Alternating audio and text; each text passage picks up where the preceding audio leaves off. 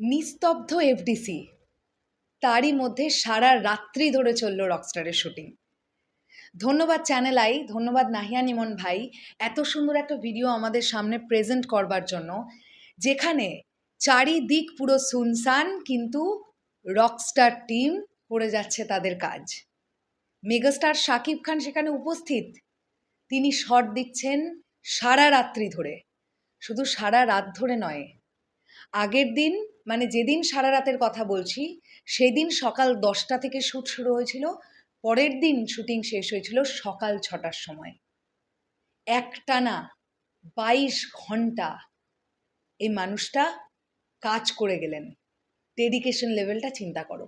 এটা নিয়ে আমরা আগেই কথা বলেছি, কিন্তু এই ভিডিওতে একটা রিয়াকশন করব। চ্যানেল আয়ের তরফ থেকে একটি ভিডিও আমাদের কাছে এসেছে, যেখানে আমি একটা জিনিস দেখে দারুণ আনন্দিত হয়েছি। ন্যাচারালি সাকিব ভাইয়ের ছায়াসঙ্গী সবুজ ভাইয়াকে, মানে সাকিব ভাইয়ের পার্সোনাল মেকআপ আর্টিস্ট সবুজ ভাইয়াকে আমরা খুব একটা ক্যামেরার সামনে এসে কথা বলতে দেখি না।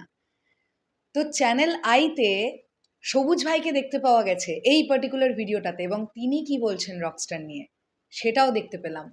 চলো আমরা একদম দেরি না করে ভিডিওটা দেখি, আমি রিয়াকশন করব, তোমরাও আমার সঙ্গে দেখো যারা এখনো দেখোনি। So let's start.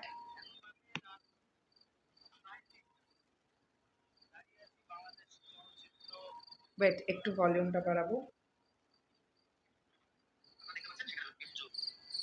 আসলে সেখানে আসন্ন ঈদে শাকিব খান অভিনীত রকস্টার সিনেমা, সেই সিনেমার শুটিং চলছে। যতদূর খোঁজ পেয়েছি, আজ সকাল 7:30 কিংবা 8টা থেকে ছবির শুটিং শুরু হয়েছে, এবং যতদূর জেনেছি শুটিং ফ্লোরে শাকিব খান আছে।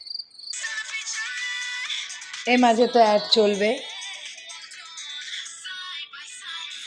চলো আবার ফিরে আসো। এটুকু বলতে চাই যে রিলি আমরা যেটা দেখি তার পিছনে অনেক অনেক অনেক মানুষের শ্রম, অনেক সাধনা, অনেক অনেক কিছু জড়িত। তো যাই হোক, এখন আপনাদের দেখাবো রাতের এফডিসি, মধ্যরাতের এফডিসি তে শুনশান নীরবতা, সেই পরিবেশটা কেমন। দারুণ দারুণ। ঝর্ণা সূর্যপথ, দিনের বেলা এইটার চিত্রটাই থাকে অন্যরকম। আমি ভাবতেই পারিনি চ্যানেল আই এরকম একটা ভিডিও প্রেজেন্ট করে দেবে। ওয়াও।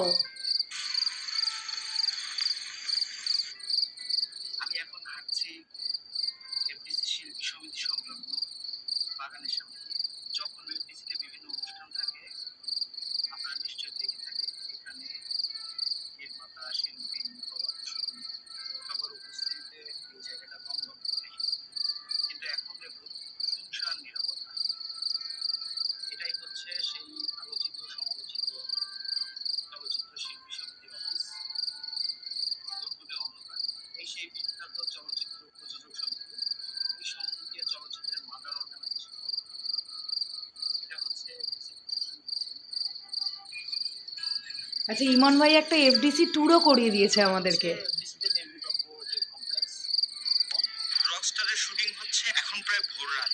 সবুজ ভাই, আপনি তো বহু বছর ধরে কাজ করছেন, রাতের বেলা এফডিসির শুনশান নীরবতায় শুটিং বা রাতের বেলা এফডিসির যে পরিবেশটা, এটা আপনার কাছে কেমন লাগে? অনেক সিন থাকে যে রাতের বেলা করতে হয়, ওই জিনিসটা এখানে করে দিতেছে, তো ভালোই লাগতেছে। নতুন শাকিব খানকে কি পাওয়া যাবে? নতুন শাকিব খান তো 100% পাওয়া গেছে। যে লোক প্রথম বেরিয়েছে ওই লোকই তো নতুন শাকিব খান।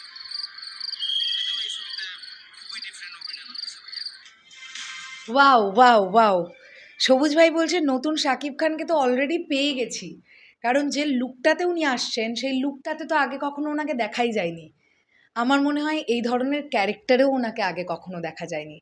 উনি এই সিনেমাটার মধ্যে যা যা করবেন, উনি যে প্রেজেন্টেশনটা দেবেন সেটা একদম ভিন্ন হতে যাচ্ছে, এটা আমার কোথাও গিয়ে মনে হয়।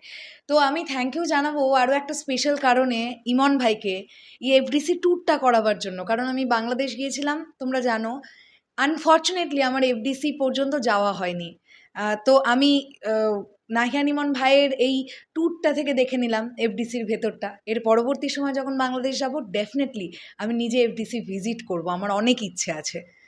শেষ করলাম ভিডিওটা। তোমাদের কি বক্তব্য এই পুরো বিষয়টাকে নিয়ে কমেন্ট করে জানিও। তাহলে এখনের জন্যে টাটা।